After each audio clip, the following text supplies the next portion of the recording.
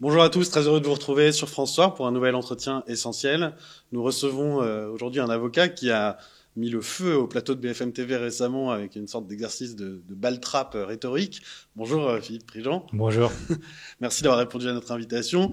Aujourd'hui, nous allons essayer de rentrer dans le fond des sujets, au-delà de vos punchlines qui avaient fait le buzz, mais qui étaient aussi nourris d'analyse.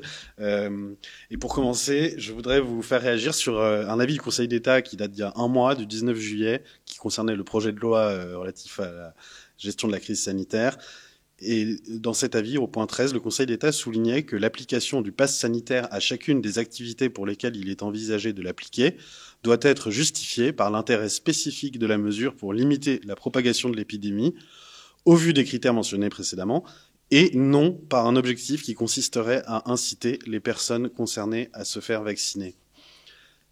Alors, qu'est-ce que vous inspire cette précision du Conseil d'État qui paraît un peu ironique rétrospectivement? Alors effectivement, la prescription paraît ironique.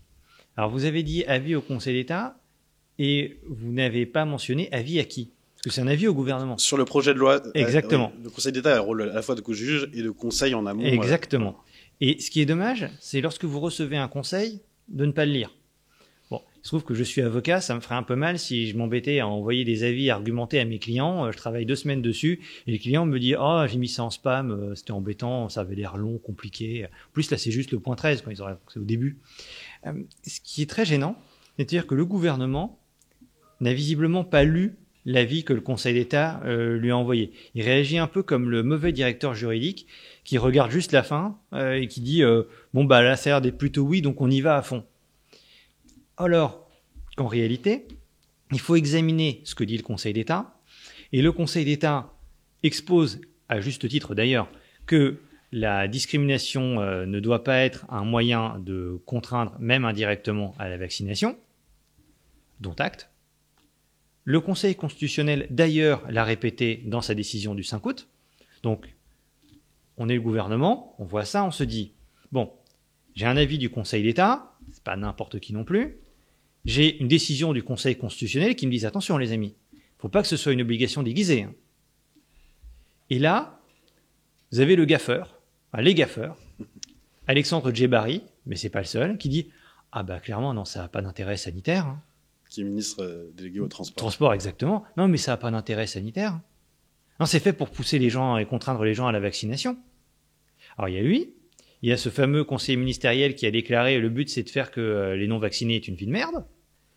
On a de multiples déclarations disant le but est de pousser, contraindre à la vaccination. Effectivement, j'avais entendu quelqu'un qui m'avait dit récemment si vous voulez avoir une vie sociale normale, une vie normale, encore plus drôle qu'une vie sociale, une vie normale, il faut que vous soyez vacciné, d'accord? Et donc là, ayant reçu un avis du Conseil d'État et une décision du Conseil constitutionnel disant, dans une certaine mesure, votre discrimination, après il y a des questions de proportionnalité à vérifier aussi, dans une certaine mesure, votre discrimination vaccinale est légale, licite, à condition que ce ne soit pas une obligation même déguisée, et les bons hommes se jettent sur ah ben ça a été validé et maintenant vous avez intérêt à vous vacciner et d'ailleurs on va étendre le plus possible ce laisser-passer afin de vous contraindre à la vaccination. Alors, depuis le début de cette pandémie, je me dis, on croit parfois au complot. Pour le complot, il faut un esprit rare et intelligent. La plupart des gens sont incapables. Puis vu les flèches qui nous gouvernent depuis un bon moment, je suis pas sûr qu'ils soient vraiment capables de mettre en place un complot. Ça les dépasse quand même de beaucoup. En réalité, on a affaire à des gens qui ont un gros problème de compétences, alors qu'ils vont essayer de sauver la chose en disant au Conseil d'État s'il vous plaît, ne tenez pas compte des déclarations de nos ministres et de notre Premier ministre. Compliqué quand même. Ce serait un stagiaire, je veux bien, mais là, Alexandre Djebari, par exemple, est quand même ministre. Quoi. Il est au gouvernement, il n'a pas été renvoyé, que je sache. Et du coup, le gouvernement lui-même montre par ses déclarations qu'il pratique le détournement de pouvoir, c'est-à-dire qu'il utilise l'instauration du laissez-passer sanitaire, la loi le permet, elle n'oblige pas à le mettre en œuvre. Il utilise l'instauration du pass sanitaire via un décret afin d'obtenir un résultat en lui-même illégal. On va voir ce que ça donne, mais les chances que le Conseil d'État valide ça ne sont pas de 100%.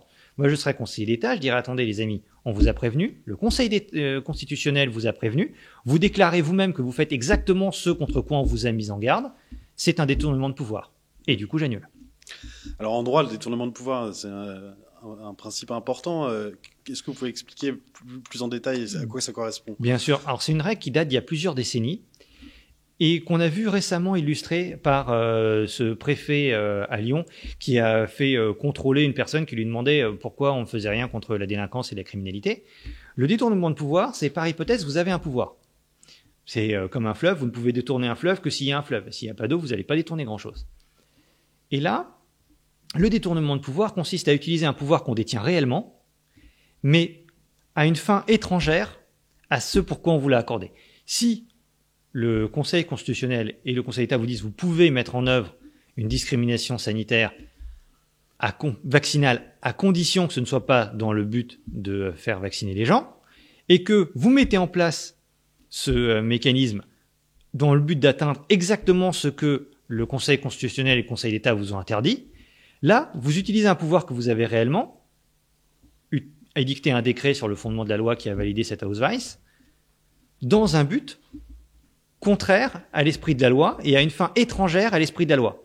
Et ça rend l'acte illégal. C'est l'exemple de ce préfet qui a demandé qu'on contrôle l'habitant qui avait osé lui adresser la parole et qui quand même paie son salaire, parce qu'il payait avec nos impôts. Ce préfet, visible, avait le droit peut-être de demander un contrôle, sauf que là, le contrôle n'a pas été demandé pour une raison de sécurité. Il a été demandé pour sanctionner une personne qui lui demandait de faire son travail et qui l'interrogeait d'ailleurs très poliment. Et là, ça fait un peu culpabilité d'intention, mais c'est exactement ça. Si vous utilisez un pouvoir que vous détenez réellement, mais dans une intention illégale ou fautive, à ce moment-là, il y a détournement de pouvoir et donc votre décision administrative est nulle. Et quand c'est un décret, ça veut dire que le décret est nul. Est-ce que, par exemple, les images qu'on a vues à chaque nouvelle mesure de type couvre-feu, passe sanitaire dans les restaurants, avec des véritables descentes de police qu'on voyait dans des sujets de chaînes d'information télévisées, qui avaient été clairement destinées à marquer les esprits, en tout cas dans les premiers jours, est-ce que ça, pour vous, ça rentrerait dans le détournement de pouvoir aussi, par exemple? Alors, ça, non. C'est le détournement de pouvoir, par hypothèse, c'est avant que vous adoptiez l'acte, en fait. C'est-à-dire que, imaginez que vous êtes en train de détourner un cours d'eau. Il y a un moment où vous faites comme les castors, vous détournez le cours d'eau. Mais après, une fois que le cours d'eau a été détourné, il passe ailleurs. Une fois que le castor a construit son barrage, l'eau passe ailleurs que par le barrage. Par hypothèse, le détournement de pouvoir n'a pu avoir lieu qu'avant l'édiction du décret. C'est le décret qui saurait le barrage. Et du coup, avant le 10 août. Ce qu'il y a après, bon, soyons clairs, c'est de la mise en scène ridicule. Parce que quand vous avez des gens qui prennent un verre en terrasse, j'ai vu une image où il y avait quand même une personne qui prenait un verre en terrasse seule. Il y avait une personne masquée qui la servait, un serveur masqué. La personne est seule en terrasse. Il n'y a pas des personnes sur les places adjacentes. Elle est en train de boire son chocolat chaud. Bon, de toute façon, évidemment, avant, on avait le droit, même quand on était à l'époque où il n'y avait pas cette Hausweis vaccinale, de prendre son chocolat chaud et donc d'enlever le masque, parce que par hypothèse, c'est compliqué. Et là, il y a eu un contrôle. C'est complètement ridicule, mais c'est pas illégal. Là, par contre, on se dit, il y a des endroits où on peut tirer au mortier sur les policiers, où il y a des femmes qui se font agresser sexuellement en pleine rue à Stalingrad, à Paris. Il faudrait peut-être dégager 2-3 gendarmes pour aller s'occuper de ce sujet, qui me paraît un peu plus important. Donc le ridicule ne tue pas le décret. Ah non, le ridicule ne tue pas. Mais d'ailleurs, si le ridicule tuait les mesures administratives, vous imaginez bien qu'il y aurait beaucoup plus d'annulations qu'aujourd'hui. Moi, je serais le Conseil d'État, je fermerais la porte tout de suite en me disant ça va trop loin. On tire le rideau, comme les restaurateurs. Exactement. Alors, justement, pour essayer de mieux comprendre les errements qu'il y a eu dans les juridictions les plus hautes entre le Conseil d'État et puis une certaine consanguinité avec le Conseil constitutionnel, on pourra y revenir. Il y a un phénomène qui est assez étonnant, c'est la place donnée à des indicateurs contestables. Si on se fie aux dernières modélisations, aujourd'hui, on serait à plus de 100 000 cas, puisque l'Institut Pasteur prévoyait 150 000 cas pour la fin août par jour, alors qu'on en est très loin. Ce n'est qu'un exemple, il y en a eu beaucoup d'autres. Qu'est-ce qui vous a frappé, vous, dans votre exercice, et puis plus généralement dans la politique sanitaire, dans l'appréciation erronée des indicateurs épidémiologiques? Alors, je vais vous répondre en citant une médaille Fields s'appelle Laurent Laforgue. Il a écrit un excellent article en L'équivalent avril du prix 2020. Nobel de mathématiques. C'est l'équivalent du prix Nobel de maths. Tous les bons hommes qui ont eu la médaille Fields sont plutôt bons en maths. À l'intérieur de cela, Laurent Laforgue est une star. Et il explique très bien, dans cet article qui est paru dans le Nouvel Obs, quoi, c'est pas un petit journal totalement inconnu ou sur le dark web, quoi, c'est quand même un journal un peu connu. Et il explique très bien qu'il y a deux problèmes avec une épidémie. Il y a deux indicateurs pertinents. Le premier indicateur, c'est le taux de reproduction. Le fameux R. Le fameux R. Mais le taux de reproduction, il faut dire aux gens ce que c'est. C'est aujourd'hui, il y a un certain nombre de contaminés, quel qu'il soit. Ça peut être un contaminé, ça peut être 1 million. Le R, c'est le nombre par lequel il faut multiplier le nombre de contaminés actuels pour connaître le nombre de contaminés dans un certain intervalle de temps. Donc si le nombre double ou triple, quadruple, là c'est extrêmement grave. Et d'ailleurs, c'était le problème qu'on avait eu début 2020. Moi je me rappelle, j'étais pas le seul, mais j'étais pendu à la sonnette d'alarme en disant faut faire quelque chose, faut arrêter la catastrophe. Certains m'avaient écouté. Tout. Comme beaucoup, vous étiez... Comme tout s'est inversé à peu près en 2020, oui. Comme beaucoup, vous étiez dans les alarmistes de première heure, devenus plutôt rassuristes si vous ne rejetez pas cette étiquette. En un sens, oui, je vois l'idée, mais oui. C'est-à-dire que au début, on avait un virus dont on savait qu'il était extrêmement contagieux. Il n'y avait pas encore eu beaucoup de morts, mais le virus était extrêmement contagieux.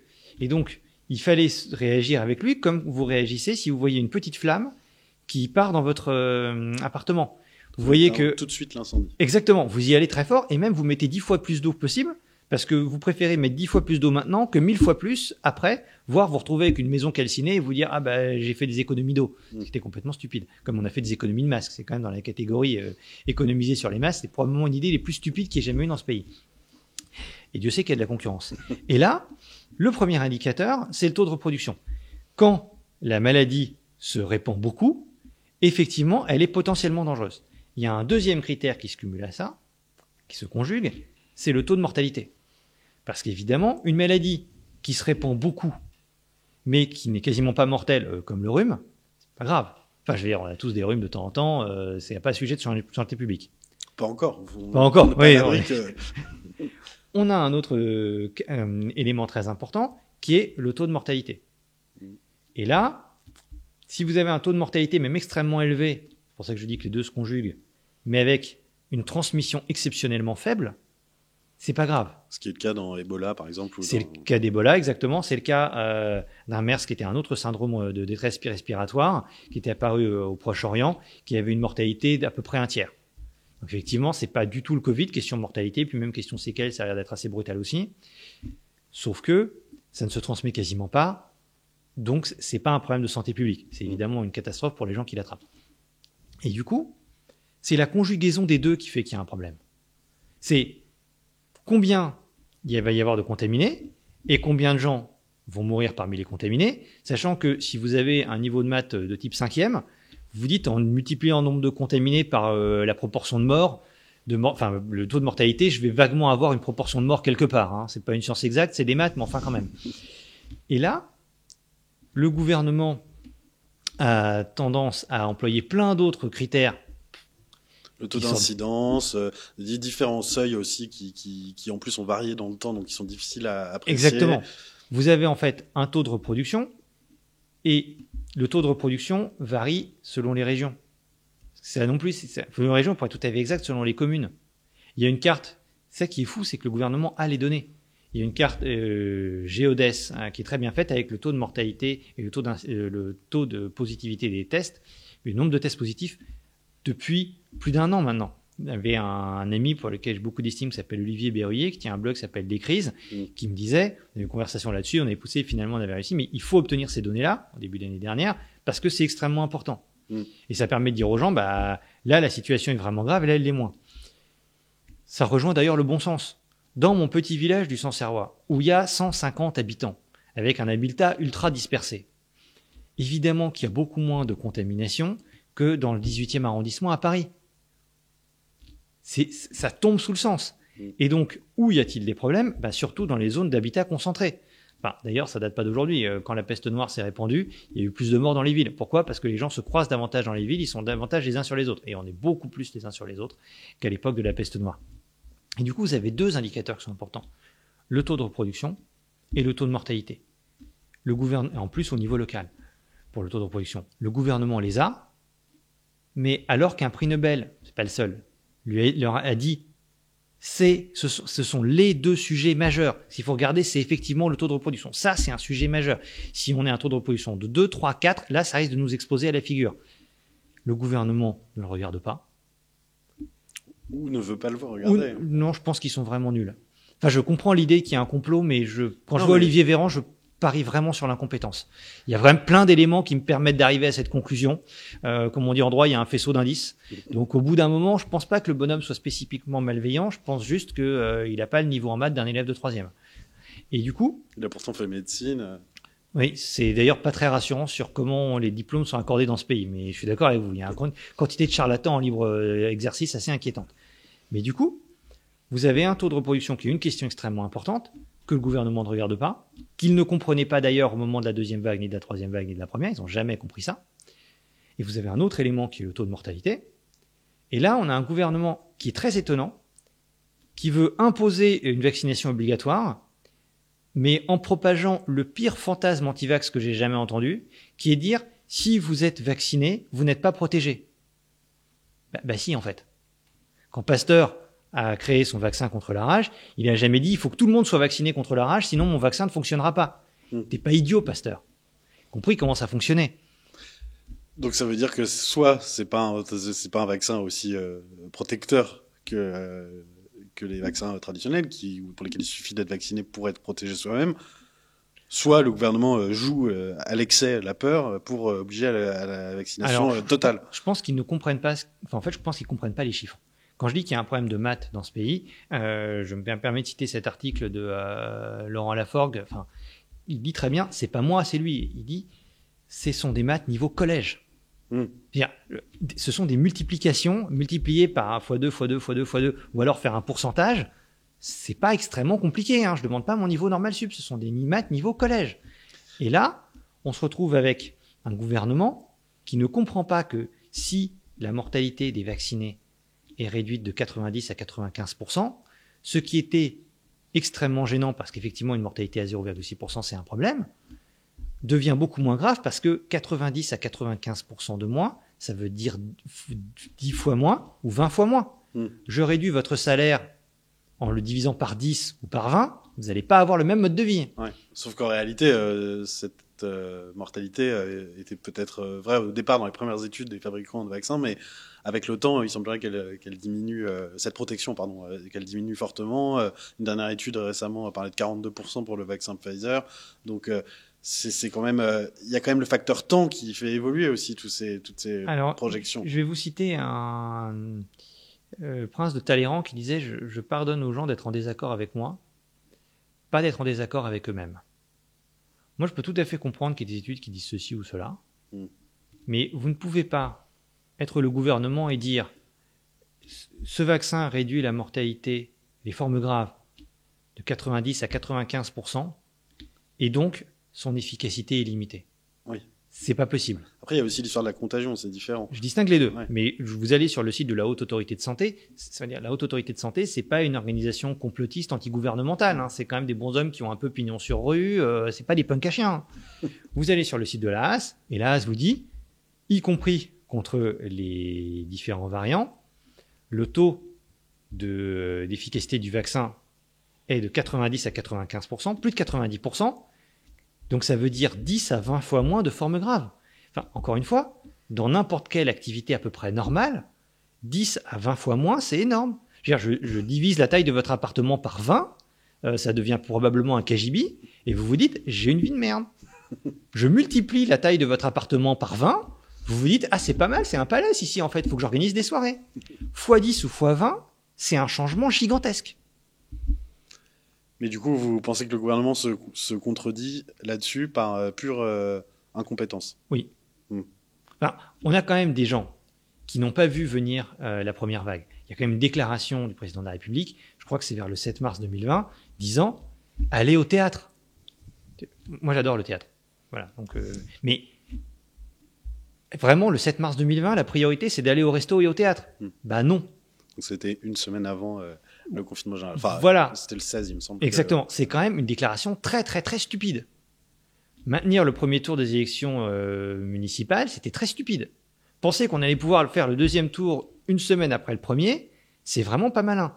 Je me suis retrouvé, parce que j'ai fait des recours, notamment avec Olivier Berruyer, devant le Conseil d'État, pour parler de la protection des vulnérables. Et je me rappelle, j'ai déposé un recours le 29 août. 2020, donc 2020. Il y a presque un an. Exactement. Et là, je dis, il y a une deuxième vague qui va arriver. Regardez le taux de reproduction, il est largement supérieur à 1. Et donc, il faudrait accorder le télétravail aux vulnérables. Parce qu'en fait, il y a avec cette maladie, là encore, c'est de la propagande gouvernementale qui cause un énorme problème parce que, en fait, elle met beaucoup de gens en danger. Cette maladie, pour quelqu'un qui est jeune, sportif, en bonne santé, quasiment aucun risque. Pratiquement 0,00. Cette maladie, pour une personne de 65 ans, en surpoids, dialysée, c'est une catastrophe. Et du coup, il y a des vraies différences de vulnérabilité. Et j'avais plaidé, il faudrait accorder aux personnes vulnérables le droit de travailler à distance. Parce que sinon, on va se retrouver avec des hôpitaux remplis. Parce qu'évidemment, ils auront été contaminés. Vous êtes dans la ligne 13, faut pas du métro à Paris, faut pas imaginer que les gestes barrières sont respectés. Le plus d'un mètre entre les personnes dans le métro, ça relève du délire. Ou alors, à 1h du mat', mais personne ne va travailler à cette heure-là. Et du coup, le gouvernement, à l'époque, a plaidé. Pour être tout à fait exact, j'étais en octobre. Je me souviendrai toujours, l'audience était vers le 10 octobre. Donc juste avant la seconde l'annonce, vague. Voilà. Juste avant la seconde vague, ça a déjà commencé. C'est-à-dire, c'est un peu comme moi, je fais un peu de surf. Voilà, vous êtes quand même déjà un peu, vous sortez la vague qui est en train de venir. Et donc là, le gouvernement plaide, pas du tout, il n'y a pas de deuxième vague. C'est le ministre de la Santé qui plaide ça, pas à moi. En l'occurrence, son directeur juridique, qui est beaucoup plus malin que son patron. Mais bon, et c'est un avocat, enfin, c'est une sorte d'avocat, donc il plaide ce qu'il faut dire pour le patron. Il me dit, il n'y a pas de deuxième vague. Et je leur dis, si, regardez, il y a l'air d'avoir une deuxième vague. Non. J'ai plaidé nouveau en décembre. J'aurais dit, il faut absolument protéger les vulnérables, d'autant que sinon, on va se retrouver à devoir vous allez confiner la population après, parce que vous aurez des hôpitaux remplis. Puis c'est d'ailleurs exactement ce qui s'est passé. Mais, non, il n'y a pas de sujet, peu importe, il n'y a pas de deuxième vague. Quand je vous dis qu'ils ne comprennent pas ce qui est en train de se passer, il y a un vrai problème de compréhension de ce qui se passe. Oui, mais c'est quand même étonnant que le directeur juridique, devant le Conseil d'État, dise qu'il n'y a pas de deuxième vague, alors que son ministre claironne sur tous les plateaux qu'il faut faire attention, qu'elle arrive, etc. On a eu la même chose en mars avec le retraité vacciné qui voulait obtenir le droit de sortir de son EHPAD et à qui le ministre de la Justice, dans son mémoire devant le Conseil d'État, là aussi, a dit que non, il n'était pas protégé totalement et peut-être contagieux et que du coup, il ne suffisait pas d'être vacciné pour être libéré, en gros. La distorsion entre ce que disent les administrations devant les tribunaux, devant les administratifs, et ce que disent les politiques qui les dirigent en théorie sur les plateaux de télévision, ça vous choque? Alors, ce qui me choque, je comprends pourquoi ils le font pas pour des raisons de déférence, tout ce qu'on veut. Non, ce qui me choque, c'est que le Conseil d'État n'en tire pas davantage de conséquences. C'est-à-dire qu'il y a une tendance que je peux comprendre à se dire, une conversation une fois avec un conseiller d'État là-dessus qui m'avait dit vous comprenez bien que si on censure toutes les du gouvernement, il restera plus grand-chose debout. Donc il y a une sorte de la part des juridictions de contrôle en se disant on ne peut pas censurer toutes les bêtises parce que en plus avec ce gouvernement-là on est quand même très bien servi, donc ils ont une forme de retenue. Ensuite, concernant les histoires spécifiques que vous mentionnez, pour Olivier Véran en octobre 2020, alors ils ont instauré le couvre-feu au moment où ils disaient qu'il n'y avait pas de risque sanitaire, donc ça c'était un peu n'importe quoi. Mais encore le 20 octobre, on nous disait la seconde vague sera contrôlée par le couvre-feu. Encore ce qu'ils racontaient. 22 octobre, le 15 octobre, c'était on n'aura pas besoin de faire un couvre-feu. Ma décision vulnérable est tombée avant la mise en œuvre du couvre-feu. Le type ne se rendait pas compte de ce qui était en train de se passer. Et en ce qui concerne le retraité vacciné que vous avez mentionné, on va revenir, je suis censé être avocat et j'arrête pas de vous parler de maths, mais en l'occurrence c'est intéressant. L'efficacité du vaccin, c'est, selon les données de la Haute Autorité de Santé, plus de 90%. Seulement, la question est de savoir 90% en partant d'où. Mm. Parce que, je vais reprendre l'exemple de votre salaire. Vous êtes au SMIC. On vous enlève 90% de votre salaire. C'est horrible, c'est la fin du monde. Vous êtes Bernard Arnault. On vous enlève 90% de vos dividendes. Bah, vous étiez un gros nabab, vous devenez juste un nabab. Mais la vie reste quand même assez babacool. On est d'accord. Là, c'est la même chose. Vous êtes âgé de 80 ans ou 85 ans et vous êtes vacciné. Votre risque, certes, est réduit de 90%, 80, 80, 90, 95, mais vous partez de beaucoup, beaucoup plus haut.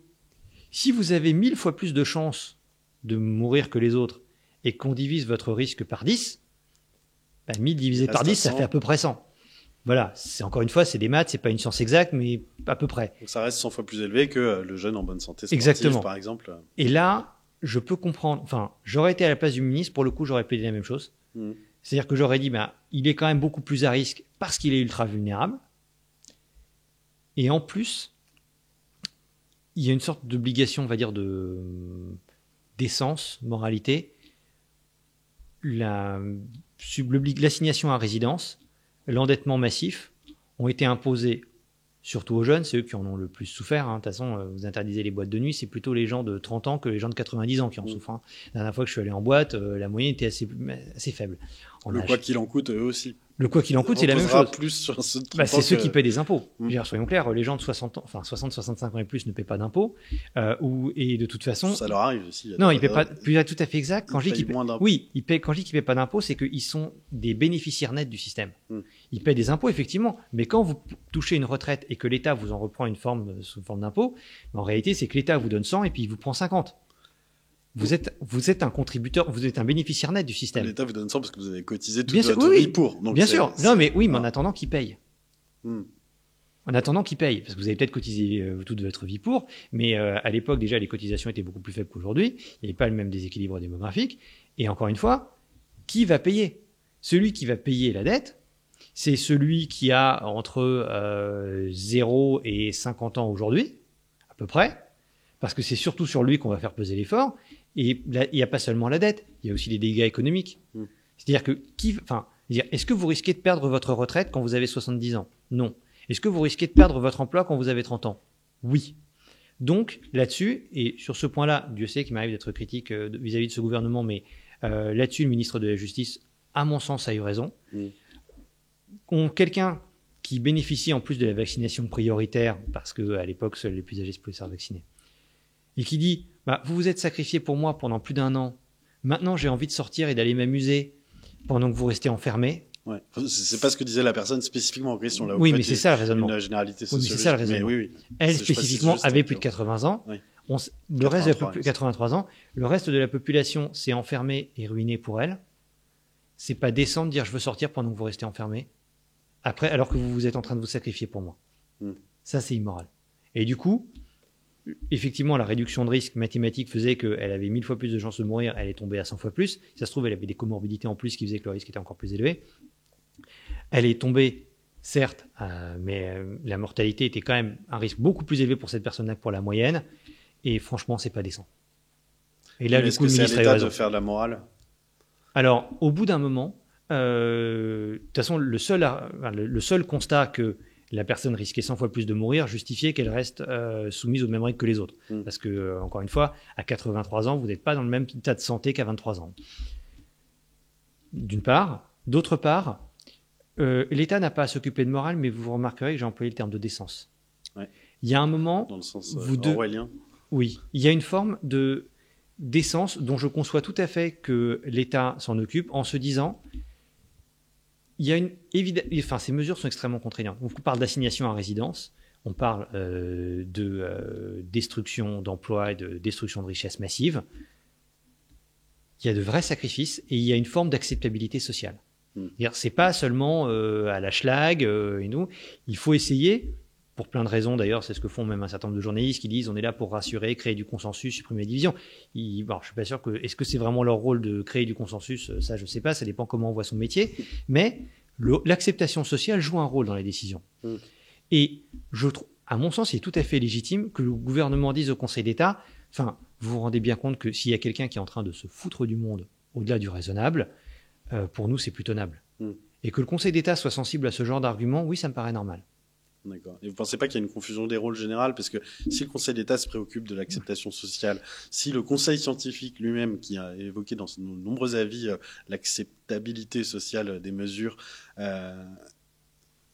s'ils prennent tous à cœur, au lieu de faire du droit, de la science et de laisser aux politiques la question de l'acceptabilité sociale, on ne sait plus où donner de la tête. Et le politique lui-même se réclame de science, de droit. Est-ce que ce serait pas plus efficace, peut-être assez utopique, mais que chacun reste à sa place dans son secteur? Quand vous êtes le gouvernement devant le Conseil d'État, en fait, alors certes, vous avez un rôle particulier, vous avez une position, vous avez tout ce que vous voulez, mais vous êtes quand même une partie face à son juge.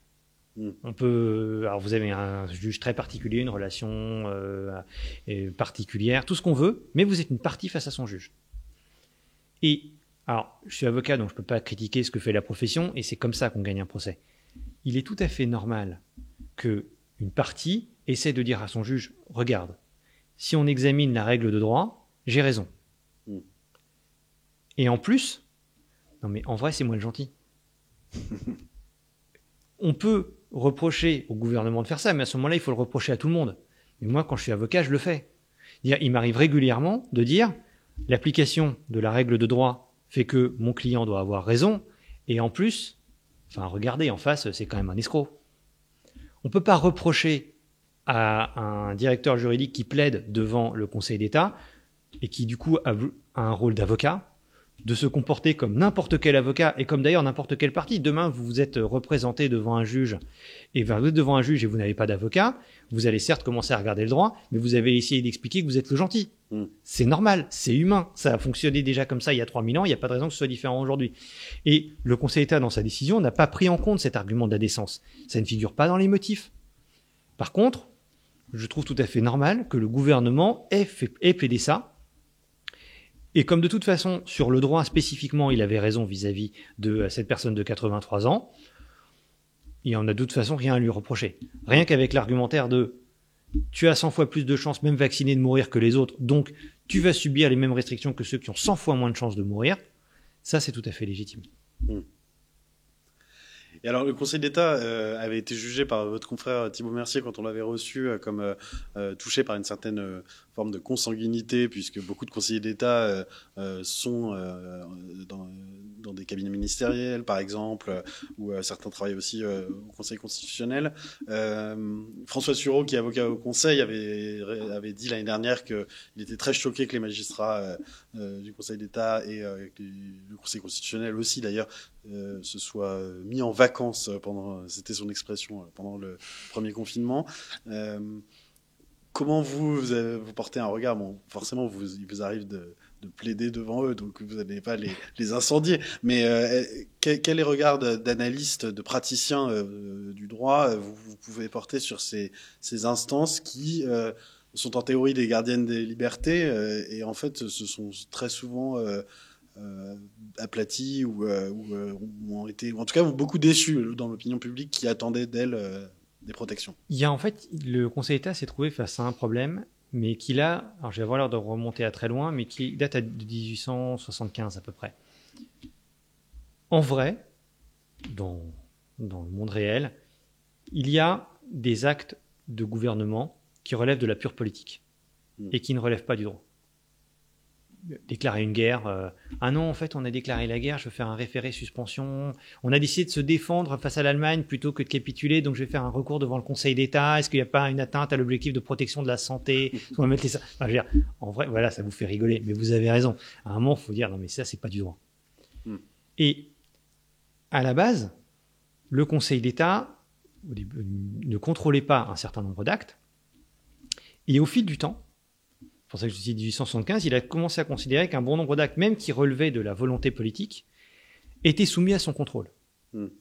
Quand je dis le Conseil d'État, On a l'impression que je parle d'une institution monolithique, mais en fait, c'est des vrais gens, quoi. C'est comme l'Église catholique, c'est pas le Conseil d'État. Enfin, je veux dire, les bons hommes changent. Vous êtes tributaire de ce qui a été décidé avant vous, même si vous n'étiez pas forcément tout à fait d'accord. Vous êtes cardinal, vous pouvez pas arriver et dire non, le dogme, c'est un peu n'importe quoi. Là, les 300 dernières années ont été un peu faibles. Vous êtes conseiller d'État, c'est la même chose. Il y a le poids de l'histoire. Il y a le poids de l'histoire. Et on comprend, l'institution ne tient pas si on change tout le temps les règles. Et là, le conseiller d'État se retrouve avec une difficulté, ceux d'aujourd'hui, qui est de dire tous nos prédécesseurs ont étendu de plus en plus le contrôle du juge administratif, y compris à des actes qui sont extrêmement politiques. Je vais vous donner un exemple qui remonte à il y a 43 ans, quelque chose comme ça, qui est le gouvernement Barre supprime le regroupement familial en matière immigratoire. Donc c'était sous Giscard d'Estaing, exactement. vraiment Barre qui était Premier ministre. Je crois que c'est le GNIPI ou quelque chose comme ça, fait un recours contre cette suppression. Le Conseil d'État aurait pu dire, là, c'est quand même de la haute politique, on n'a pas à contrôler tout ça. Les gens auraient compris, je pense. Ils se seraient dit, bon, c'est vrai, est-ce que le Conseil d'État est vraiment là pour décider de la politique migratoire en France? Non, donc non. Et ils ont décidé de contrôler, et ils ont censuré. Et ceux qui ont réintroduit le regroupement familial.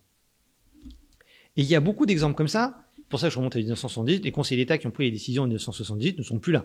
Oui. C'est même d'ailleurs peut-être plus de notre monde.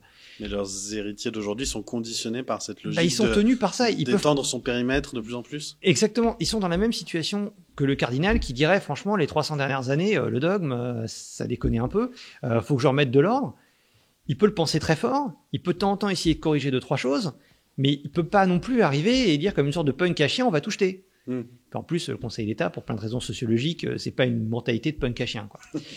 Et du coup, ils se retrouvent dans une situation intenable, puisqu'en fait, ils auraient pu dire dès le départ, et là on aurait compris, ils auraient pu dire dès le départ, en vrai, c'est de la pure politique. Ça fait plus de 50 ans qu'on fait beaucoup trop de contrôles. Même l'arrêt Canal en 62, lorsqu'ils avaient censuré la création de cours de sûreté spéciale par le président de la République dans le cadre de l'article 16, ils auraient pu dire à l'époque, non mais c'est la guerre d'Algérie, on contrôle pas, enfin je veux dire, on est en guerre civile, le Conseil d'État va pas intervenir dans une guerre civile, quoi. Déjà, il faut essayer de tenir un peu le pays, que ce soit pas trop le bordel, ce sera déjà pas mal. Mais ils sont tenus par ça. Et donc, ils s'obligent à statuer. Et en s'obligeant à statuer, ils sont obligés à des contorsions, parce que, d'un côté, ils se rendent bien compte que le gouvernement raconte parfois des sornettes. J'ai fait des audiences où, en vrai, je sais très bien que les conseillers d'État, parce que ce sont quand même des gens intelligents, se rendaient bien compte que le gouvernement racontait n'importe quoi. J'ai eu quelqu'un qui m'a expliqué récemment, c'était à propos de l'Ausweis vaccinal pour les lieux de 50 personnes et plus. Mais j'ai un recours. Là, désolé, j'ai l'air de faire des maths, mais c'est des maths simples. Le conseil d'État se rend vraiment compte que c'est n'importe quoi. Je me retrouve face au représentant du centre de crise sanitaire. D'ailleurs, en l'écoutant parler, j'ai compris plein de choses sur la catastrophe dans ce pays. Et là, le bonhomme nous dit, attendez, c'est extrêmement grave. Actuellement, il y a un taux de reproduction de 2, donc c'est grave, 2, bon d'accord, avec 80% de variant Delta, qui est plus contagieux. D'accord ? Lorsque le variant Delta sera arrivé à 100%, qui va arriver bientôt, le taux de reproduction sera à 4. Là, vous réfléchissez. Vous dites, attendez, si avec 80% de variant Delta, qui est plus contagieux que les autres, on a un taux de reproduction de 2, quand on passera à 100% de variant Delta, à supposer que les autres variants ne soient pas contagieux du tout, ce qui me paraît faux, mais enfin voilà, on arrivera peut-être à 2,5, mais pas à 4. Encore une fois, la fille de ma meilleure amie à 11 ans, je crois que je lui exposerai l'histoire, elle comprendrait. Hein. Je dis l'erreur. Elle était face à un membre du Conseil d'État, je crois qu'elle est vice-présidente de section, quelque chose comme ça. Je crois avoir lu dans son regard qu'elle se rendait bien compte que le type racontait n'importe quoi. À un moment, elle a vu quand elle a dit, j'ai regardé un peu à côté, t'es gêné, quoi. Vous êtes là pour aider quelqu'un, et puis vous voyez qu'il fait n'importe quoi, vous avez envie de dire, moi je veux bien te tendre la main et te sauver la peau, mais aide-toi aussi un peu toi-même, quoi. Sinon ça va être compliqué quand même. Ils se rendent bien compte que ça va pas. Ils s'en rendent très bien compte. Dans beaucoup de cas. Vulnérable, moi j'ai eu quelqu'un qui m'a plaidé au Conseil d'État, si vous voulez avoir le droit au télétravail, notamment pour les femmes enceintes, parce que vous êtes une femme enceinte, vous avez vraiment un risque. En disant, parmi les risques, évidemment, le risque de décès, il y a le risque de fausse couche. Le représentant du gouvernement a expliqué que, en fait, le risque de fausse couche, c'était pas un risque grave, puisque les gens pouvaient en faire un autre. Quand même, vous allez voir quelqu'un, vous allez voir une femme enceinte au 7e mois, et vous lui dites perdre ton enfant, c'est pas grave, tu peux en faire un autre. Normalement, vous prenez une baffe, hein, et je pense assez justifié. Et là, le Conseil d'État se rend bien compte que c'est n'importe quoi. Le cas sur les librairies aussi, je pense que les membres du Conseil d'État se rendaient vraiment bien compte que c'était n'importe quoi. Il y en a qui ont posé des questions qui montraient bien qu'ils se rendaient compte que c'était absurde. Mais ils sont pris dans un choix très difficile qui est de dire, soit en fait, on ne contrôle plus un certain nombre de choses, mais on le dit. Mais du coup, on ne contrôle plus dans d'autres domaines. C'est-à-dire que demain, par exemple, il y a un contrôle de politique migratoire. Le Conseil d'État dit, en fait, il y a des choses qui relèvent de la haute politique, pas du droit. Donc, en fait, vous avez que le requérant ait raison ou tort, en fait, c'est pas à moi de contrôler. Je pense que les gens comprendraient. Si on leur disait la politique sanitaire échappe au juge parce qu'il n'a aucune légitimité là-dessus, vous allez voir aux gens dans la rue, les gens se diraient, oui, c'est vrai, est-ce que le juge est vraiment... Bon, déjà, la jurisprudence Prince Napoléon, je pense que ça parle moyennement aux gens normaux. Et les gens comprendraient tout ça. À l'inverse, quand le Conseil d'État dit qu'il est compétent, mais en même temps veut valider les textes parce qu'il a l'impression qu'il ne peut pas remettre en cause la politique du gouvernement, il est obligé de se retrouver à faire l'avocat du gouvernement et à écrire des choses auxquelles, en vrai, il ne croit pas lui-même. Être honnête, il se rend très bien compte que c'est absurde, quoi. Un type qui m'a expliqué qu'on risquait de se contaminer massivement dans les librairies parce qu'il y avait des milliers de personnes qui entraient chaque jour dans une librairie. Vous regardez le chiffre d'affaires des libraires, puis la consommation de livres dans ce pays, malheureusement non. Hein. Je suis le premier à le regretter, je suis fils d'éditeur, mais non, hein, c'est pas des milliers de personnes dans une librairie.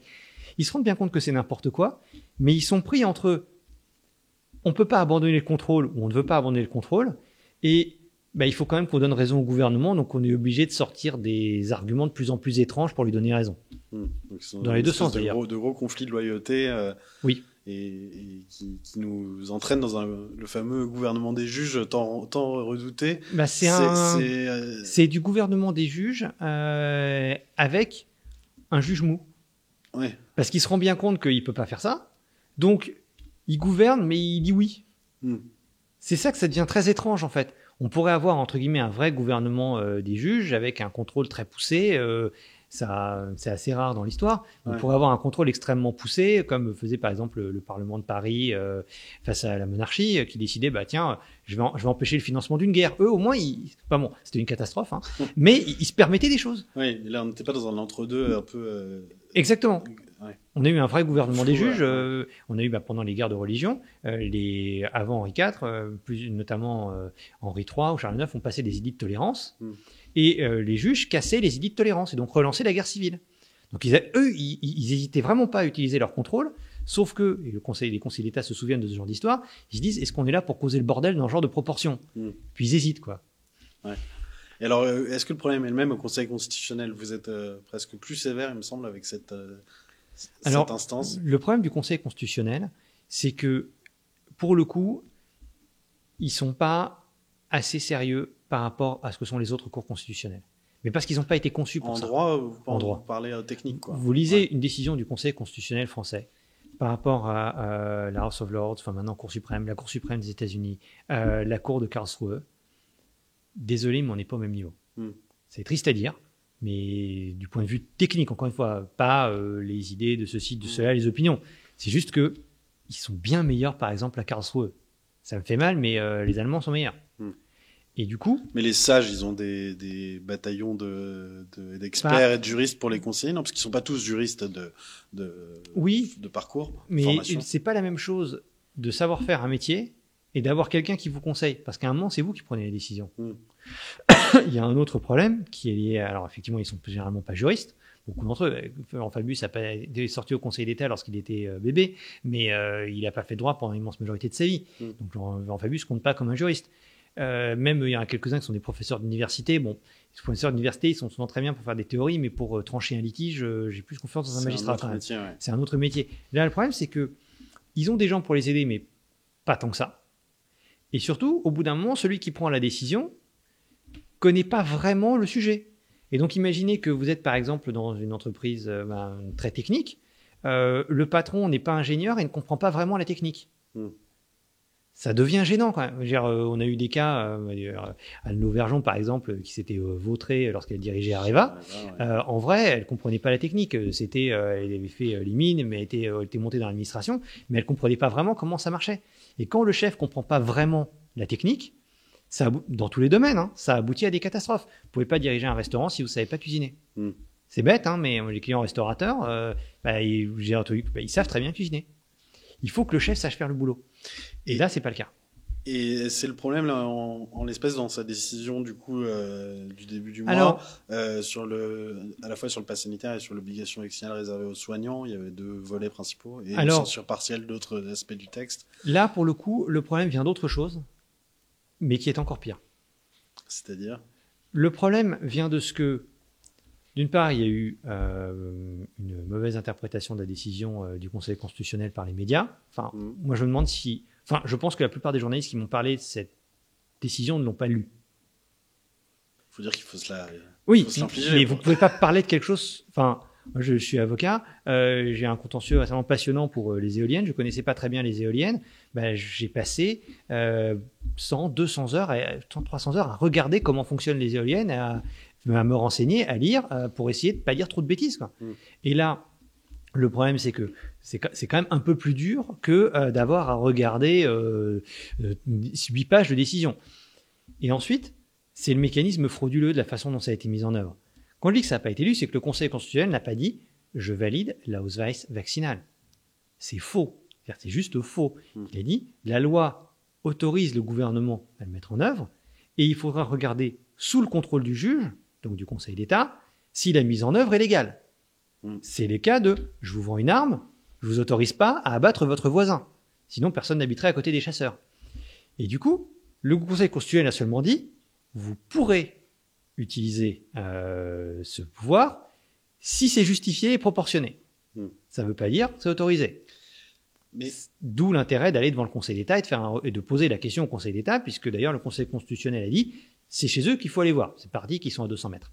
Et c'est une façon de respecter le caractère politique du texte, ou c'est une façon de se défausser? Non, c'est une façon pour le coup. Alors là, ou de l'approuver sans le dire, puisque ne pas désapprouver, c'est approuver. Non, sur ce point-là, après il y a la question du recours et du caractère frauduleux du recours. Mais sur ce point-là, c'est de la vraie rigueur technique. Ouais. C'est-à-dire que quand un texte vous dit le gouvernement peut mettre en œuvre une discrimination sanitaire, ce que vous avez à vérifier, c'est pas la mise en œuvre de la discrimination sanitaire, c'est la possibilité de discriminer. C'est vraiment comme la vente d'armes. Moi, je suis favorable au fait qu'il y ait un boucher militaire dans ce pays, mais je dis pas qu'il faut envahir l'Espagne, la Belgique ou l'Allemagne. Je voterai les crédits pour qu'on ait une armée sans hésiter, mais je pense pas qu'il faille casser la figure de tout le monde et envahir tous les pays voisins. Ouais. C'est vraiment pas du tout la même chose. Donc il y a ces 2 plans différents. Exactement. Le principe et le principe la mise en œuvre. Il y a la mise en œuvre au cas pratique. Concernant le Covid, par exemple, imaginons, c'est pas le cas actuellement, mais imaginons que apparaisse une variante qui soit 3 fois plus contagieuse que le fameux variant Delta, mais qui surtout ait le taux de mortalité de la variole, 1 tiers.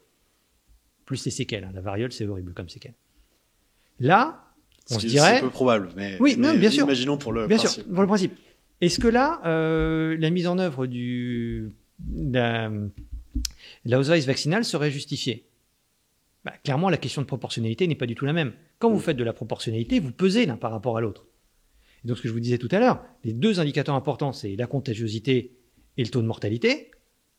Ça dépend de la situation pratique. Ça dépend du cas par cas. C'est pas dans l'absolu. C'est vraiment, quand le Conseil constitutionnel a jugé, il faudra vérifier au cas par cas si c'est proportionné. Et comme on vérifie au cas par cas si c'est proportionné, on est obligé de vérifier en fonction de la situation pratique.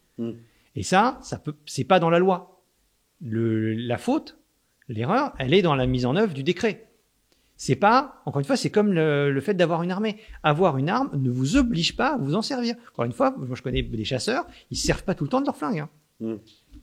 Donc ça, c'est la mauvaise lecture de la décision du Conseil constitutionnel, parce qu'il suffit de la lire attentivement pour dire que devant le Conseil d'État, la question sera posée, et là on aura un examen de proportionnalité du décret. Et donc quand le Conseil constitutionnel dit « je serai d'accord à condition qu'eux, au Conseil d'État, ils soient d'accord, il faudra vérifier dans les modalités pratiques », c'est un peu comme avec quand vous avez des enfants et que vous allez voir maman, et que maman vous dit « je suis d'accord, mais si ton père veut bien aussi ». Bon, c'est pas parce que maman a été d'accord que vous avez le droit de le faire. Moi, j'ai compris qu'il suffisait pas d'accord d'avoir l'un des deux. Je devais avoir 7 ans. Bon, le gouvernement, par moment, on a l'impression que c'est un peu plus perdu. Le deuxième aspect qui est problématique, ce sont des questions qui n'ont pas été soulevées devant le Conseil constitutionnel. Et là, c'est frauduleux. Frauduleux, pas au sens pénal. La fraude, c'est pas en droit, c'est plein d'autres choses qu'on va envoyer les gens en prison. C'est pas une infraction pénale. Mais c'est frauduleux parce que ça consiste à détourner la loi, respecter apparemment la règle, pour arriver à un résultat contraire à la règle. C'est-à-dire que, du coup, en fait, le Conseil constitutionnel a répondu à des pseudo-recours aux questions qui lui étaient posées, mais les questions n'étaient pas les bonnes. C'est ça les questions n'étaient pas les bonnes. Les questions étaient mal plaidées, et parce que le but était que le texte soit validé. À quoi sert un recours? Normalement, quand vous allez devant une juridiction, sauf si vous êtes un esprit pervers, votre but n'est pas de perdre.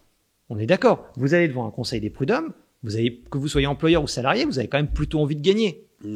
Vous êtes devant un juge administratif à propos de votre permis de construire, vous voulez que votre permis de construire soit accordé ou validé. On est d'accord. Vous vous dites pas, je vais faire un recours et je prie pour perdre. J'en fais un pour la forme, mais on s'en fiche. Oui, c'est pas le cas. Là, c'est pire que ça. Là, il priait pour perdre. Parce que qui a fait le recours contre la loi? Jean Castex. Bon, lui, c'est dans son rôle. Non, c'est pas dans son rôle. Il n'est pas censé faire un recours contre un texte qu'il valide. C'est n'importe quoi. Il a saisi, mais c'est une possibilité offerte par la Constitution que le gouvernement saisisse. Non. C'est pour ça que je dis que c'est de la fraude. Ah, d'accord. C'est que il est en train d'utiliser le système qui lui permet normalement de faire censurer une loi dans le but d'arriver à un résultat contraire à la loi. C'est ça la fraude. C'est comme la fraude fiscale. Si vous créez plein de petites sociétés au Luxembourg et puis au Qatar et que l'administration fiscale arrive et qu'elle dit écoutez, la seule explication que je vois à votre machin, c'est d'échapper à l'impôt, vous allez vous faire redresser. C'est normal d'ailleurs. Même chose, vous êtes en train de faire un recours frauduleux ici quand vous êtes le gouvernement. Le gouvernement a envie d'utiliser une prérogative, mais dans le but d'échouer en fait. C'est ça que c'est frauduleux. Pourquoi la Constitution donne-t-elle au Premier ministre la possibilité de saisir le Conseil constitutionnel? C'est pour pouvoir faire censurer des lois. C'est lorsque le Premier ministre se dit « je ne tolère pas cette loi, je veux la casser ». Et à la base, ça servait au Premier ministre à faire casser les lois qui seraient entrées dans le domaine relevant du pouvoir réglementaire. Lorsqu'il y avait un excès de pouvoir en fait de la part du Parlement et qui se menait une chose qui ne le regardait pas. Mais là, le but du Premier ministre, c'est de faire valider son texte. Même chose pour les parlementaires qui ont fait des recours. Leur but, c'était de faire valider le texte. Sur la hausse vaccinale, il y a une question d'isolation qui est un peu différente. Ouais.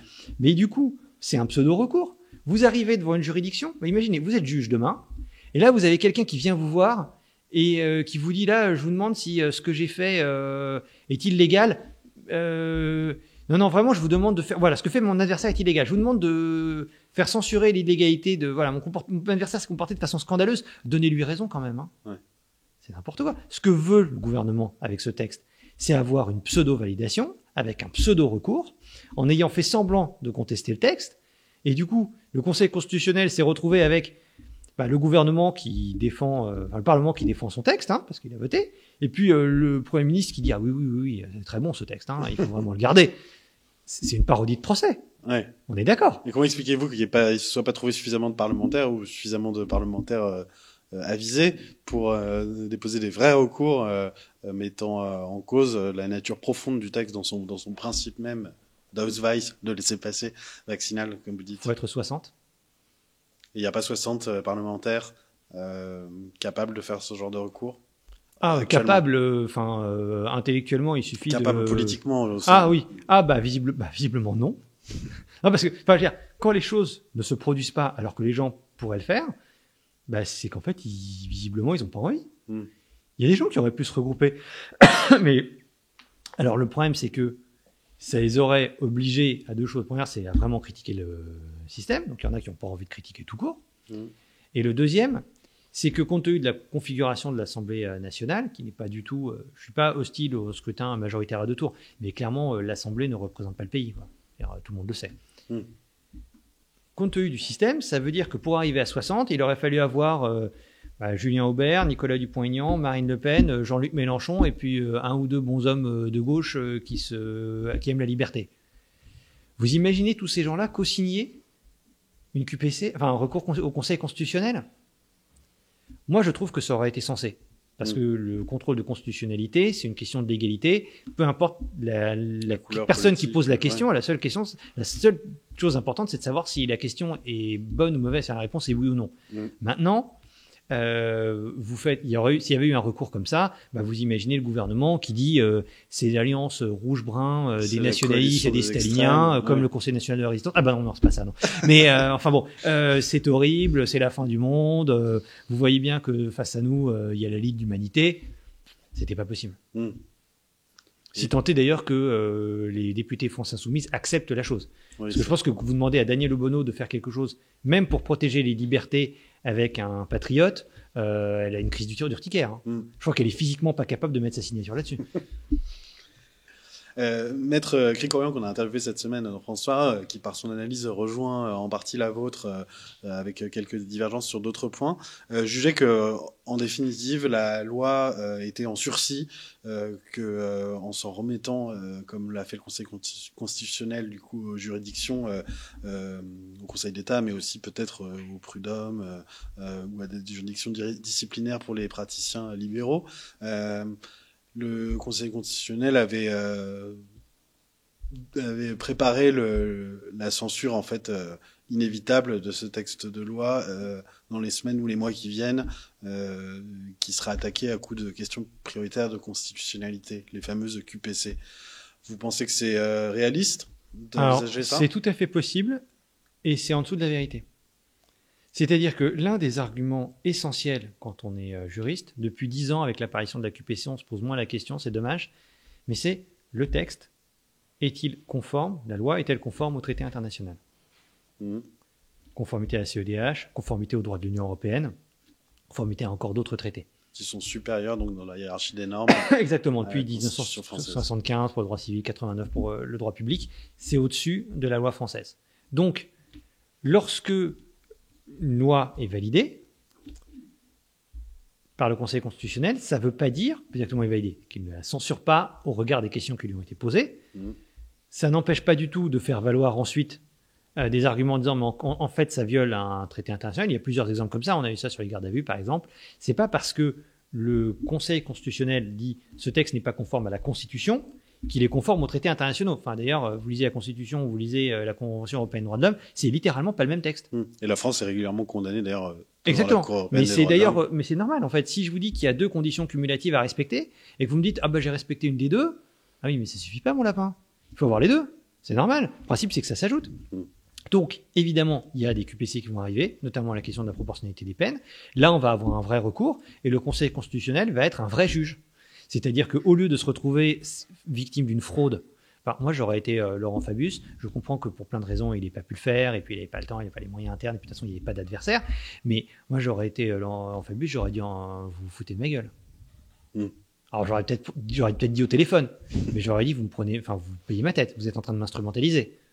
Alors, on ne sait pas s'il n'y a pas un ou 2 membres du Conseil constitutionnel qui n'ont pas toussé contre le truc, parce qu'ils ont bien vu qu'on se payait leur tête. Donc il va y avoir des QPC, il va y avoir des questions de conformité au droit international, notamment à la CEDH. Il y a un arrêt de principe du 8 avril dernier, Wawryska contre la République tchèque, de la Cour européenne des droits de l'homme, donc à une époque où tout le monde pense au Covid. Et évidemment, le 8 avril dernier, on était au courant de l'existence des vaccins anti-Covid, on était au courant de l'existence du Covid. Et la CEDH dit il y a tout un ensemble de conditions cumulatives, là on les a toutes violées. Donc je ne sais pas trop ce que ça va donner, mais clairement il y a un problème, et donc devant des juges, on pourra dire je veux bien que la loi dise que, mais la CEDH dit le contraire. Donc de toute façon, on ne peut pas appliquer la loi. Et le troisième problème qu'il va y avoir, c'est qu'en fait, je reviens un peu au début de notre discussion, ce qui crée le pass sanitaire, ce n'est pas la loi, c'est le décret. Littéralement, c'est le décret qui dit, c'est à partir de maintenant, et c'est d'ailleurs à partir du moment où le décret a été promulgué que ça a pu être mis en œuvre, le décret crée l'obligation, en fait, cette sorte d'obligation vaccinale, et avec du coup cette question, le Conseil d'État avait averti en disant, mentionné au début de notre entretien, ça ne doit pas être une obligation vaccinale. Puis là, vous nous déclarez que c'est une obligation vaccinale. Incitation, même, il disait, ça doit pas être une incitation. Et il avait tout à fait raison. Et là, on va se retrouver avec des gens qui vont dire, en fait, la loi permet potentiellement de mettre en œuvre la dose vaccinale, mais votre décret qui le met effectivement en œuvre est illégal. Parce que détournement de pouvoir, parce que disproportion. Et là, le simple fait que la loi ait été validée n'aura plus aucune conséquence. C'est le gouvernement a une arme, sauf qu'elle doit rester au placard. Donc il est possible que les différentes procédures à venir désarment ou obligent ou retirent le port d'armes dans la vraie vie, si l'on peut dire. Exactement. C'est tout à fait possible. Ça va d'ailleurs poser des problèmes. On parlait, ça va au-delà du droit. Mais socialement, c'est que des gens vont se sentir floués. Oui. Parce qu'aujourd'hui, vous allumez les médias et vous entendez Olivier Véran, Jean Castex ou un des autres stagiaires du gouvernement prendre la parole. Vous vous dites, je vais être obligé, ça a été validé par le Conseil constitutionnel, le raisonnement que nous avons. Entre deux confessions de repentance de personnes agonisant non vaccinées qui font... Exactement. Et ça mène d'ailleurs... C'est un côté un peu maoïste. Ça mène d'ailleurs au problème, et d'ailleurs là-dessus, pour le coup, le gouvernement pêche en portant atteinte aux libertés, mais il pêche aussi en portant atteinte à la vie des gens. Parce que lorsque vous dites la solution, c'est que tout le monde soit vacciné. Et ça ne marchera que si tout le monde est vacciné de toute façon.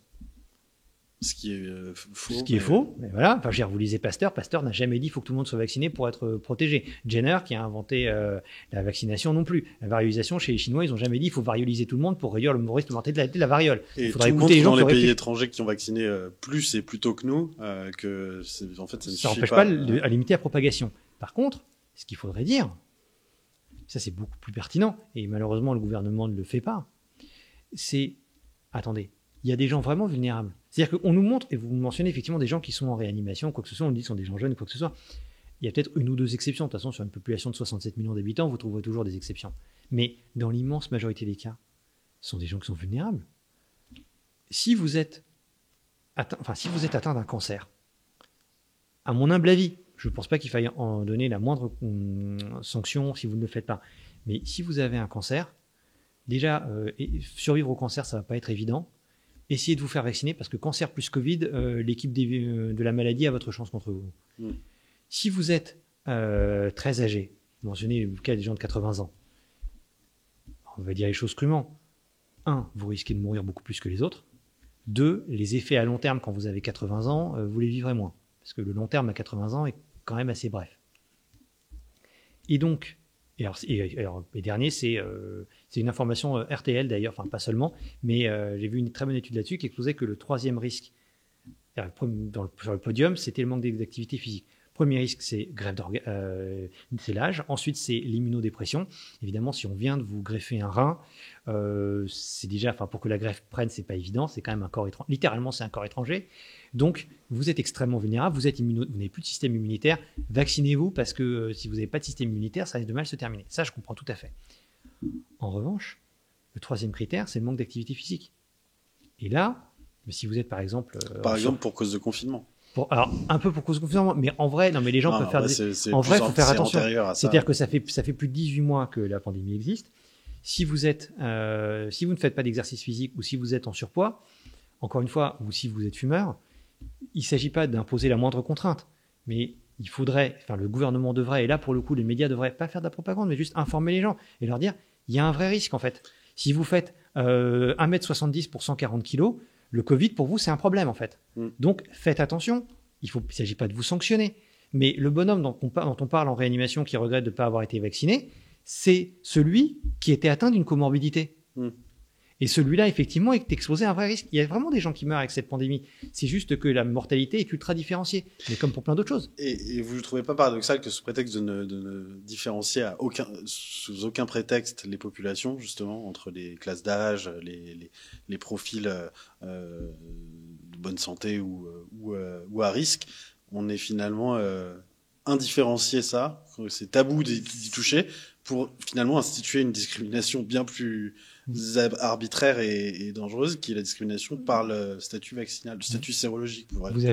Alors justement, d'ailleurs, il y a un autre point sur le statut sérologique, parce que justement, il faut avoir été vacciné, et le fait d'avoir été contaminé, même avec la preuve qu'on a été contaminé il y a plus de 6 mois, mais sans avoir un test PCR, ne vous protège pas. Or, vous devriez ne pas subir l'obligation dans ce cas-là. On pourra éventuellement revenir dessus. Mais oui, il y a quelque chose d'extrêmement choquant. Je suis plutôt hostile à l'obligation vaccinale, mais s'il avait fallu mettre une obligation en œuvre, en clair, il aurait fallu dire les plus de 60 ans, les personnes en surpoids et les personnes atteintes de maladies graves. C'est cela qu'il aurait fallu contraindre. Et ça, c'était, on y revient, c'était peut-être politiquement impossible à admettre, puisque il aurait fallu sans doute reconnaître que même pour les confinements, on aurait pu peut-être différencier par population, par région. C'est un peu différent pour les confinements, mais effectivement, mais je me souviens d'une conversation que j'avais eue avec, en l'occurrence, mes camarades d'école qui est dans un cabinet ministériel, et je lui avais dit, à un moment, quitte à confiner, il faudrait essayer de différencier un peu, et peut-être surtout confiner, c'est pas une solution parfaite. Moi, je pense qu'il valait mieux soit pas confiner du tout, soit vraiment éradiquer le virus. Mais bon, quitte à confiner, on aurait pu surtout confiner les personnes âgées. Et là, il m'a répondu, mais ça va pas, on va pas flinguer notre électorat pendant que les autres peuvent sortir. Parce qu'en fait, c'est très électoral tout ça, il n'y a pas seulement ça, mais vous êtes en marche. Enfin, en fait, vous regardez les sondages, qui permet à Emmanuel Macron de gagner un second tour face à Marine Le Pen et Éric Zemmour qui en veut. En fait, c'est l'électorat de 60 ans et plus. Le parti En Marche, c'est le parti des retraités. Qui, pour reprendre votre expression du bénéfice net tout à l'heure, était le seul bénéficiaire net de... Oui. Si on généralise, ce qui est toujours un peu abusif, mais était le seul bénéficiaire net des mesures de confinement et le seul bénéficiaire net aussi de la vaccination, si on prend le bénéfice risque. Oui, bien sûr. Mais vous avez des gens qui savent qu'ils ont une classe électorale, enfin, ils ont une catégorie de la population qui d'ailleurs vote plus que les autres et qui les fait tenir. Il y a un raisonnement, il y a un autre critère à côté, mais il y a un raisonnement électoral derrière ça, qui est de se dire, attendez, on va quand même pas taper sur les gens qui nous font bouffer. Parce que les actifs, en fait, ils votent pas. Enfin, massivement, les actifs votent moins que les autres, mais les actifs sont plutôt hostiles au pouvoir actuel. Mais du coup, quand vous avez le choix entre taper sur votre électorat et taper sur tout le monde, y compris l'électorat de votre adversaire, c'est horrible à dire, mais du point de vue électoraliste, je comprends ce qui s'est passé dans la tête d'Emmanuel Macron. Il y a un deuxième élément qui joue derrière ça, qui est, ça c'est idéologique, l'indiscrimination. Et effectivement, l'indiscrimination qui aboutit à des discriminations à la fin. C'est que c'est complètement le serpent se mord la queue, c'est complètement absurde. C'est pas le seul domaine où cette logique est folle. Mais effectivement, l'idée de dire on doit discriminer, selon ce gouvernement, c'est impossible. On ne doit pas faire de différence. Je l'ai eu, je m'en souviendrai, vraiment, j'avais ces cas des audiences pour protéger les vulnérables, où quelqu'un me dit, mais dans le droit au télétravail, c'est pas possible. Soit on doit donner le droit au télétravail à absolument tous les salariés, soit il faut le donner absolument à personne. On peut pas faire des différences entre les gens. Et je me rappelle, je leur avais dit, mais écoutez, vous avez un bonhomme qui a 60 ans, qui est dialysé, qui est en rémission de son cancer, et en plus, on lui a fait une greffe d'organes parce qu'il avait plus, un des organes lui manquait à cause de la suite de l'opération. Est-ce que vraiment on doit le traiter à égalité avec Jean-Michel, 25 ans, 1m90, 90 kg, qui porte des haltères régulièrement chez lui? Non. Et même si on est un être humain un peu décent, on se dit, on réagit, désolé pour la comparaison, mais on réagit comme les animaux. Les animaux protègent ceux qui sont faibles et malades et exposent au danger vers l'extérieur ceux qui sont en pleine forme. C'est un réflexe même humain. On aurait dû se dire, même pendant cette pandémie, il y a des gens qui sont vraiment en danger, on les protège, même parfois peut-être qu'ils vont pas travailler, c'est pas grave, le type qui a une dialyse et qui sort d'une opération, on se partagera un peu son boulot. Et vous êtes des humains décents, vous faites ça parce que vous voulez l'aider. Mais effectivement, l'idée de ne pas vouloir discriminer, totalement idéologique, aboutit à la pire des discriminations ensuite, qui est une discrimination en fonction du statut vaccinal. C'est un peu le même processus que ce que décrivait Florent Philippot quand il est venu sur notre plateau au sujet des frontières. On a refusé par pure idéologie les frontières nationales pour en créer de bien pire. Une multitude d'autres un peu partout à différents échelons. Les procédures se multiplient, donc vous y prenez votre part, puisque je crois que vous allez porter le recours du Cercle Droit et Liberté devant le Conseil d'État. Il y a aussi beaucoup d'autres initiatives d'avocats, de divers des recours collectifs, des procédures individuelles. Il y a eu des plaintes jusqu'à la Cour de justice de la République. Est-ce que vous pensez que l'heure des comptes judiciaires sonnera pour beaucoup de gens qui ont pris des décisions très graves pour l'ensemble de la population, ou est-ce que tout ça est peut-être beaucoup de bruit pour rien, parce que c'est le sentiment qu'ont beaucoup de gens, qu'il y a beaucoup d'annonces et pas tellement de résultats sur le terrain judiciaire? Alors, je vais distinguer entre l'aspect judiciaire, en clair pénal, ça vous fait allusion, et l'aspect juridiction administrative. L'aspect juridiction administrative, ça va être jugé rapidement. Le Conseil d'État censurera ou ne censurera pas. Éventuellement, en fait, les QPCI qui sont pertinentes vont être posées là dans le cadre des recours. Et donc, il décidera ou non de transmettre au Conseil constitutionnel. Ça va être jugé très rapidement. J'ignore le résultat précis. Je sais celui qui me paraît conforme au droit, qui est largement la censure. Mais clairement, ça va être jugé. et avant la fin de l'année. Ensuite, il y a l'aspect judiciaire. Vous connaissez peut-être une phrase de Coluche qui disait « Il y a deux sortes d'avocats, il y a celui qui connaît la loi et celui qui connaît le juge ». Pour plein de raisons, et je ne suis pas forcément hostile au système, parce qu'à un moment, ça permet de réintroduire le contrôle démocratique, la composition de la Cour de justice de la République, celle qui juge les ministres, dépend du résultat des élections. Les parlementaires qui sont dans la Cour. Et puis d'ailleurs, si on est les nouveaux parlementaires, ils peuvent changer la composition de la Cour, même pour des infractions qui ont eu lieu avant. Et du coup, celui qui tiendra le Parlement en 2022 pourra soit laisser faire les procédures, soit les bloquer complètement. Et là, il va y avoir un choix, et ça me semble même légitime, parce que le peuple souverain, au bout d'un moment, décide s'il a envie d'absoudre ses chefs ou non. Si on a l'impression que les 112 000 morts du Covid, c'était pas grave, et que le gouvernement, ça a quand même été des cadors. Bon, je sais pas, au Vietnam, ils ont eu 100 fois moins de morts, mais bon, voilà, visiblement, arriver au niveau de la France, du Vietnam, c'est encore trop dur pour Emmanuel Macron. Si on considère que ce gouvernement était compétent, Emmanuel Macron a bien géré, il a été talentueux, il a eu 10 fois plus de morts que dans d'autres pays, puis pire privation de liberté publique, et puis l'économie. Mais si les gens considèrent qu'on a été bien gouverné, ils pourront reconduire Emmanuel Macron, et ce sera comme une forme d'amnistie populaire.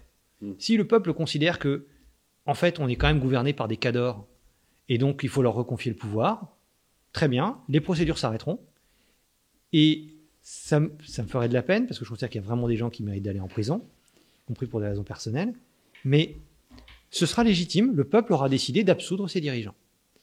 Si à l'inverse, Emmanuel Macron perd, évidemment, le nouvel exécutif le nouveau Parlement sera défavorable à Emmanuel Macron, et donc là, on aura un vrai procès, et on verra ce que ça donnera.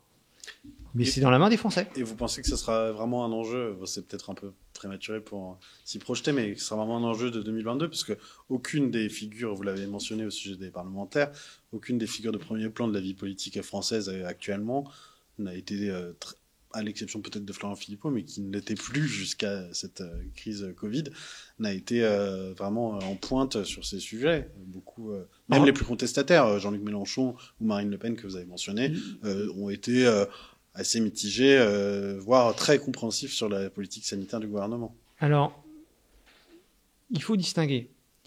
Moi, je me souviens que Nicolas Dupont-Aignan, par exemple, ou même Marine Le Pen, avant la première vague, étaient très sceptiques et tiraient la sonnette d'alarme. Enfin, s'il y a une infraction pénale, je ne parle pas de la mauvaise gestion sanitaire, mais s'il y a une infraction pénale, elle est surtout en début de crise. Elle remonte au tout début. Ouais. Enfin, je veux dire, le fait d'imposer la hausse vaccinale, c'est pas une infraction pénale. C'est complètement stupide, mais c'est pas une infraction pénale. Une infraction pénale, en clair, c'est parce qu'il y a eu des dégâts de type pénal, donc quand des gens sont morts. Il y a eu ces dégâts-là, pardon, avant la troisième et la deuxième vague dans la non-protection des vulnérables. Là, il y a un vrai problème. Parce que le fait de dire qu'on va envoyer de force au travail des gens qui ont 100 fois plus de chances de mourir que la moyenne, là, pour le coup, il y a vraiment mise en danger de la vie d'autrui.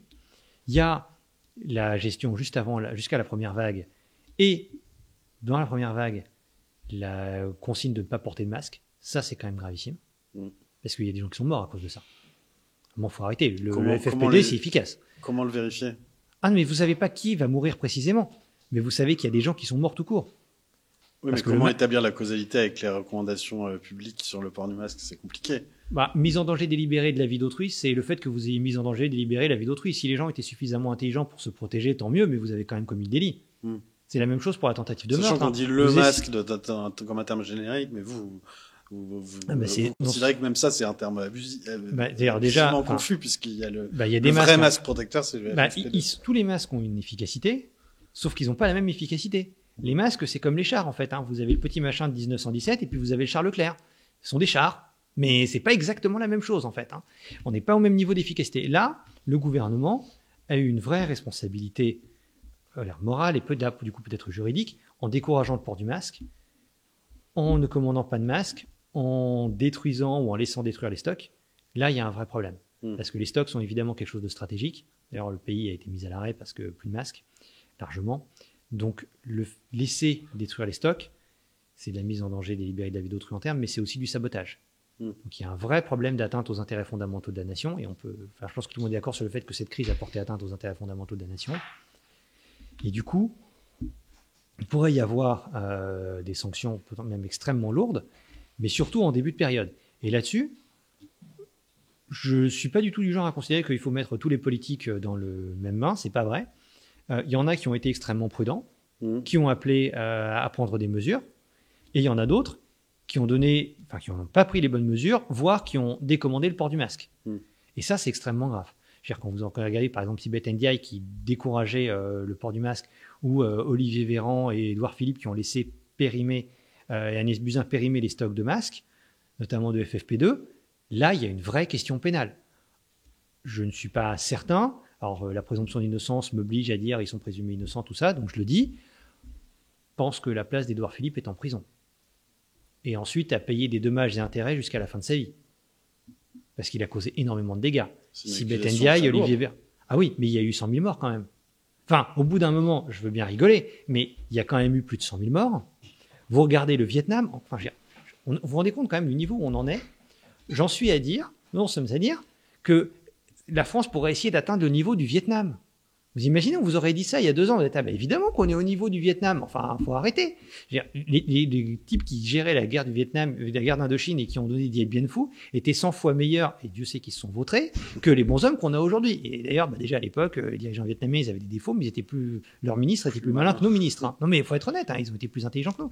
Et là, on s'aperçoit qu'en plus de 50 ans, en fait, l'écart s'est encore creusé entre le niveau intellectuel des dirigeants vietnamiens et celui des dirigeants français, et où on a obtenu des résultats, même sur le plan sanitaire, absolument catastrophiques.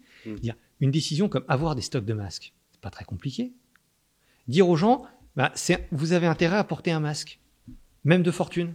Coûte rien. Hein. J'ai quelqu'un qui me dit, c'était impressionnant, d'un cabinet ministériel, c'est impossible de se faire un masque en tissu. Je dis, si, c'est simple, tu découpes un bout de tissu et tu te le mets autour de la tête. Enfin, les gens sont pas complètement stupides. Enfin, certains, à la NSM, au gouvernement, je me pose des questions. Dans les ARS, on peut s'interroger. Mais à la base, c'est pas extrêmement compliqué. Le gouvernement là-dessus, en décourageant le port des masques, en refusant de fermer les frontières, en laissant détruire le stock de masques, a causé la mort de beaucoup de gens. Évidemment, il y a eu des dégâts économiques, évidemment des atteintes terribles aux libertés publiques, mais il y a quand même eu beaucoup de morts en conséquence de tout ça.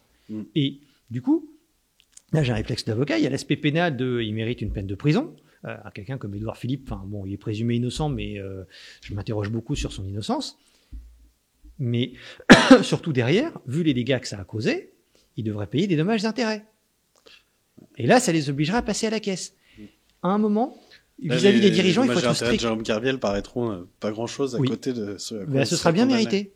À un moment, il y a un auteur que j'aime beaucoup, qui s'appelle Nassim Nicolas Taleb, et qui explique avec beaucoup de sagesse que on doit distinguer entre les dirigeants qu'il doit y avoir de la responsabilité individuelle. Il y a des très grands dirigeants. Vous regardez Taïwan, le Vietnam, la Corée du Sud, la Nouvelle-Zélande, le Bhoutan, les dirigeants étaient super bons.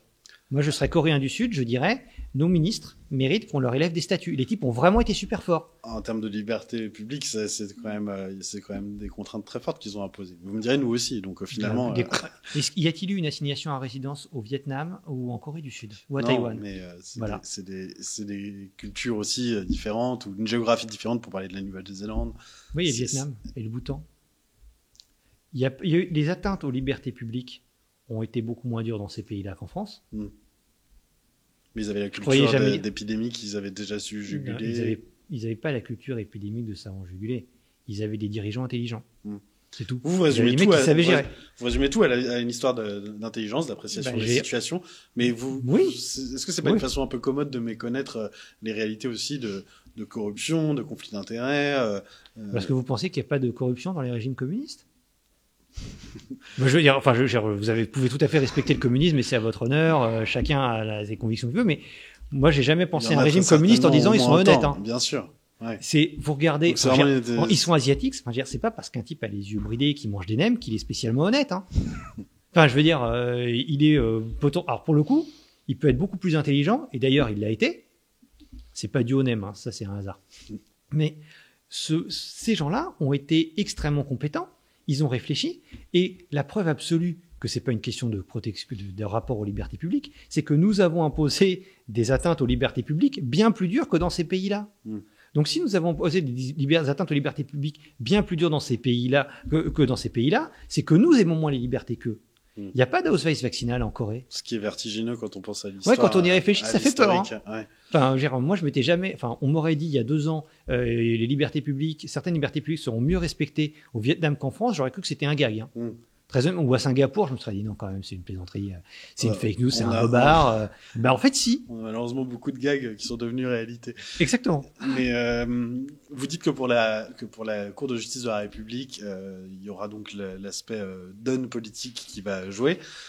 Mais on peut s'empêcher de se demander s'il n'y aura pas l'effet cliquet, si on peut dire, toutes les décisions qui ont été prises, qui ont eu des conséquences gigantesques, qui seront entérinées, qui ne seront pas contestées par le simple fait que ce serait un effet domino de revenir sur des décisions d'une telle ampleur. Est-ce que vous pensez que la justice, si la donne politique est remplie, pourra passer outre ce fait qu'on ne pourra pas se dédire sur l'ensemble des erreurs? Je vais vous répondre sur le domino. Vous permettez? Oui.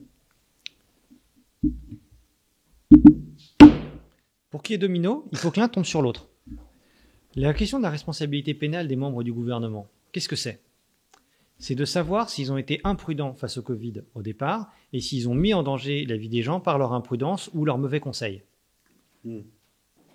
Si on considère qu'ils sont coupables, ça remet absolument pas en cause les mesures de prudence. Au contraire, si vous dites il y avait un énorme problème, le gouvernement ne s'en est pas occupé, s'occuper du problème ensuite, c'est pas une faute. On est d'accord. Et là, il n'y a pas du tout d'effet domino. En fait, c'est le contraire. C'est-à-dire que on a eu des mesures extrêmement graves d'atteinte aux libertés, de destruction économique, et toutes ces mesures sont d'autant plus justifiables que le danger était grave. On est d'accord. Si c'est un petit danger, pas besoin de paniquer. Si c'est un gros danger, il faut faire quelque chose. Et du coup, y compris même vis-à-vis de la société, si on reconnaît, parce que c'est le cas, qu'il y a eu une première vague, qu'il y a eu une deuxième vague, qu'il y a eu une troisième vague, que le gouvernement s'est vautré dans des proportions invraisemblables, que la suppression des lits de réanimation en pleine pandémie, c'est complètement absurde. C'est quand même, il n'y a pas eu que ça, mais il faut quand même avoir une mentalité de comptable grippe-sous dans des proportions invraisemblables pour se dire, à l'été 2020, je vais faire des économies sur les lits de réa. Ouais. Enfin, je vais dire, à un moment, c'est harpagon. En réalité, c'est surtout qu'ils ont des problèmes de recrutement, en fait, qui conduisent à fermer des lits. Mais bien sûr. Mais bien sûr. Mais vous avez tout à fait raison. Mais à ce moment-là, est-ce qu'il ne faut pas avoir des recrutements?